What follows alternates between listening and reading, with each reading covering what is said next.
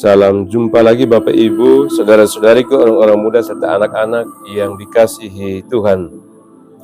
Kita masuki hari Jumat pekan biasa yang ke-14 tanggal 11 Juli 2025. Mari kita merenungkan bacaan dari kitab Kejadian bab 46 ayat 1 sampai 7, dilanjutkan ayat 28 sampai 30 dan Injil Matius bab 10 ayat 16 sampai 23. Dalam nama Bapa dan Putra dan Roh Kudus. Amin. Bapak Ibu, saudara-saudariku, orang-orang muda serta anak-anak yang dikasihi Tuhan. Hidup ini penuh dengan keputusan besar dan langkah-langkah berani. Kadang kita harus keluar dari kenyamanan, menghadapi hal baru, meninggalkan apa yang biasa, dan melangkah ke tempat yang belum pernah kita kenal. Pertanyaannya, bagaimana kita tahu bahwa kita tidak akan tersesat? Hari ini Tuhan bersabda untuk menguatkan kita semua. Jangan takut, sebab aku akan menyertai engkau. Yakub dalam bacaan yang pertama menerima perintah dari Tuhan untuk pergi ke Mesir, sebuah tempat yang asing baginya, meskipun anaknya Yusuf sudah berada di sana. Dia sudah tua, secara manusiawi dia bisa saja takut. Tapi Tuhan Allah datang membawa padanya dalam sebuah mimpi dan katakan, "Akulah Allah, jangan takut pergi ke Mesir, sebab aku akan membuat engkau menjadi bangsa yang besar di sana." Sama saudaraku yang dikasihi Tuhan, berapa banyak dari kita yang juga merasa seperti Yakub, takut menghadapi masa depan, takut kehilangan orang yang dikasihi, takut pada perubahan yang datang tiba-tiba. Tapi justru dalam momen itulah Tuhan Allah berbicara, bukan untuk memberikan jaminan tanpa masalah, tapi untuk menjanjikan penyertaannya. Lalu dalam bacaan Injil, Tuhan Yesus bersabda, "Lihat, aku mengutus kamu seperti domba ke tengah-tengah serigala.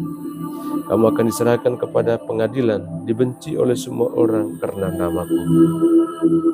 Bukankah ini sangat berat? Tapi Tuhan Yesus bukan sedang menakut-nakuti, dia sedang jujur. Panggilan kita sebagai orang Katolik memang tidak selalu mudah. Kadang kita harus menanggung ketidakadilan, cibiran, bahkan kesepian karena kita memilih untuk hidup benar dan jujur. Namun Tuhan Yesus juga katakan, jangan khawatir, sebab Roh Bapamu akan berbicara dalam kamu.